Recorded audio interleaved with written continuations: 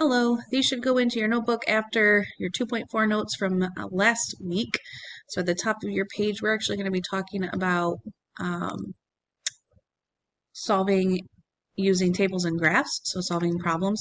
This will be 3.1, solving using tables and graphs. Make sure you put your page number at the top and today's date, maybe over here. We also want to make sure you're writing down everything. To do this, we're going to start with walking rates again. And we're going to talk about Miss Frisbee. Let's say she has a walking rate of 2 meters per second with a 4-meter head start. And I'll just do HS for head start. So let's take a look at the table method first. If we're looking for particular solutions, we can actually set up a table to do that.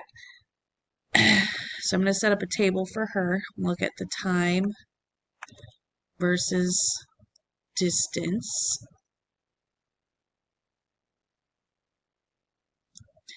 Do 0, 1, 2, 3, 4, 5.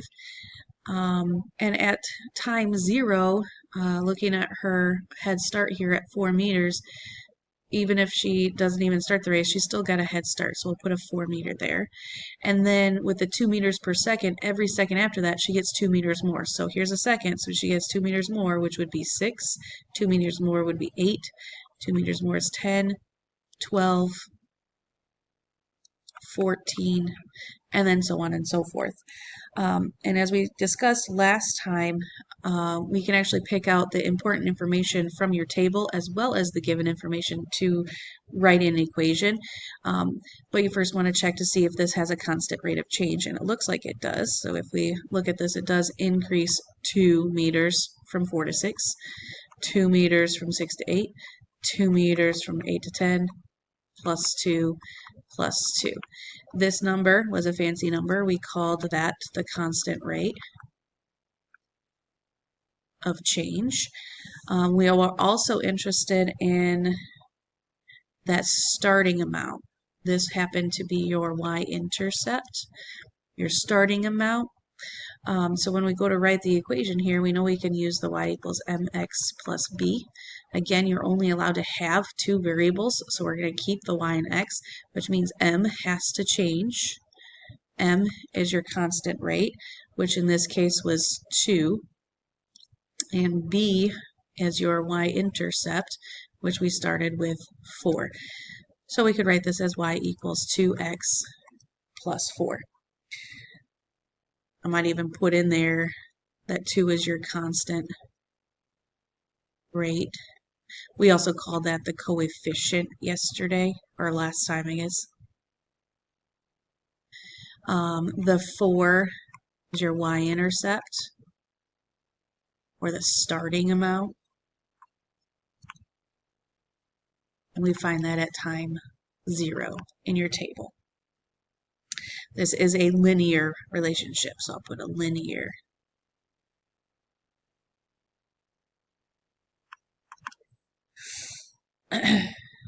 Okay, we can also look at the graph for this situation here. So I might put a little graph down below the table.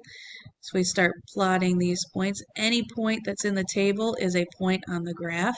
And as we will find out later, that any point in the table or any point on the graph happens to be a solution to her problem, her walking rate. Might put on your x-axis, we'll go to 5 maybe, 1, 2, 3, 4, 5. And then on the y-axis, we'll go by 2s.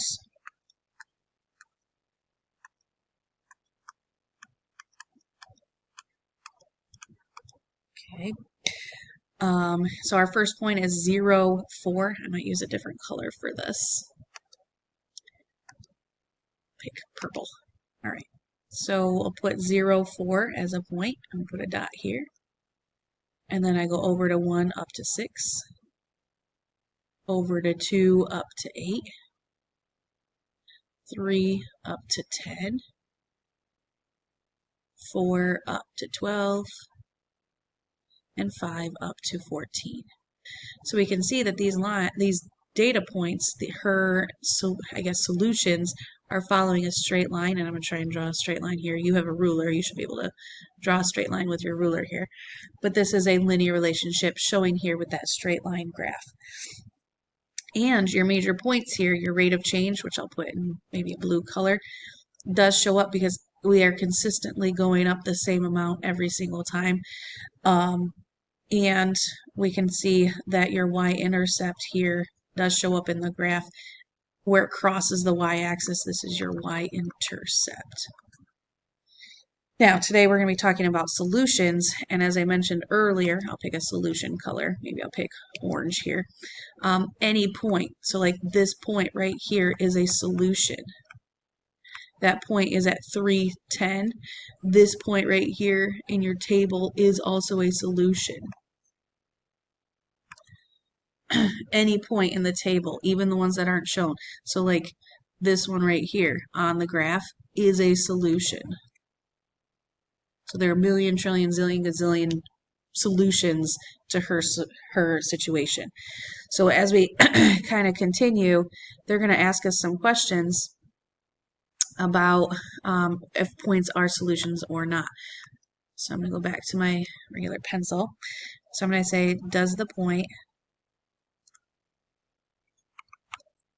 412 lie on the line?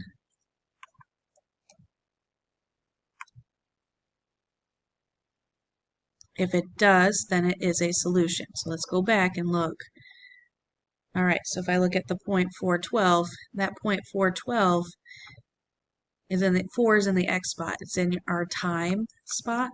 So it's saying if she's walking 4 seconds, does she have 12 meters?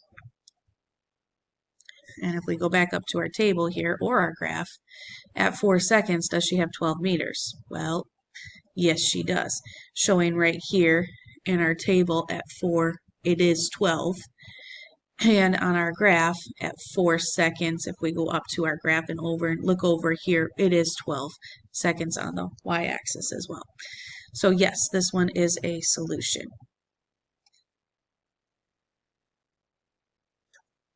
And I'm going to put yes, a solution, because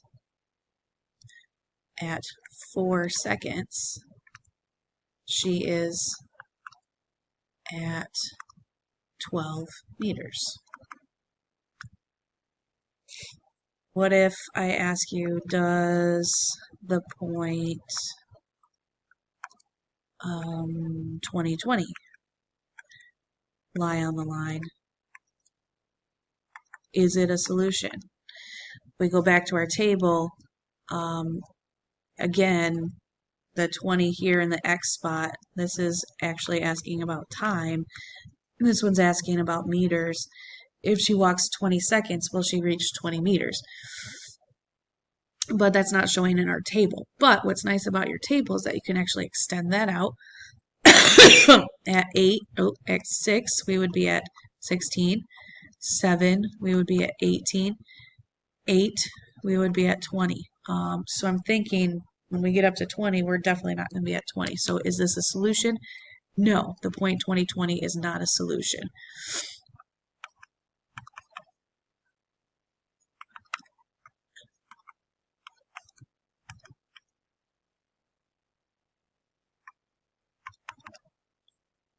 Because it doesn't fall on the graph, it doesn't fall in the table. Yeah. All right. We can also look at writing equations with your solutions and doing some guesses and checks to see if they actually work. So let's take a look at another example. Let's say we have Elena's doing a walkathon. And for those of you who do not know what a walkathon is, she earns money for every kilometer she walks. So let's say Elena's plan is represented by a 5 plus 0.5d. Before you begin anything, you have to understand what these special numbers and letters mean. So let's first of all kind of go through what every part of this means. The A in this case, that's her amount earned every time she walks a kilometer. Excuse me. And then let's say D is our distance walked. And again, this whole equation is asking you how is she getting her money. So these numbers have to mean something. Well, this 0.5 next to the D is our coefficient, but it actually stands for something. Because it is the rate of change, it's our coefficient next to the variable, it means that she's getting 50 cents every kilometer, which doesn't seem like a lot, but it does add up. She's getting 50 cents every kilometer. The number next to the variable is your rate of change. I'll pick a different color for this 5. The 5 is your y-intercept. There's no variable there. She starts with $5. Okay, so as soon as I start asking you questions about this, let's say Elena walks 23 kilometers. How much money did she make? Okay, so if, I guess I'm gonna put this back in my black color here. All right, so if she walks 23 kilometers, how much does she make?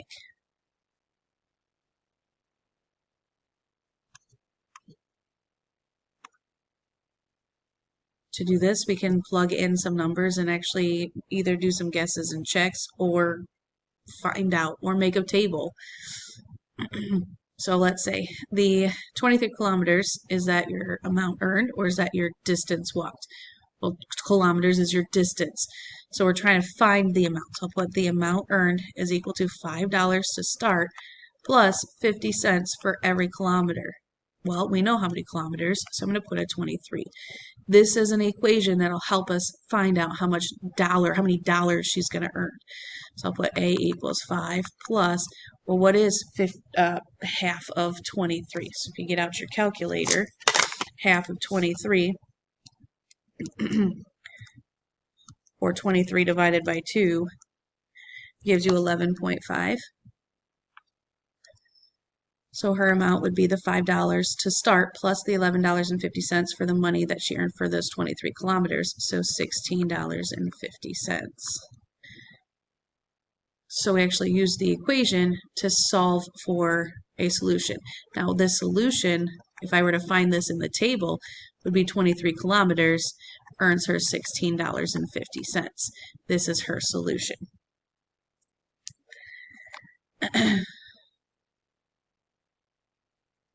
Similarly, if I were to ask us, like, what if I gave you the equation to begin with?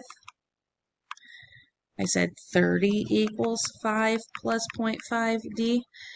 Well, they actually replaced a variable. They replaced the a with 30. A stood for the amount.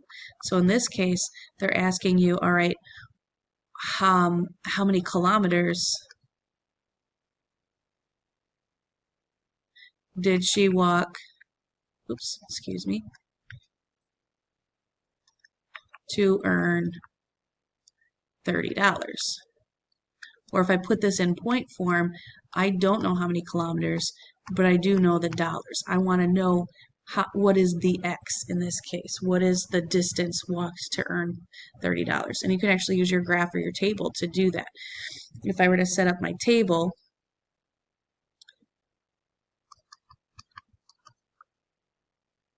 and then money,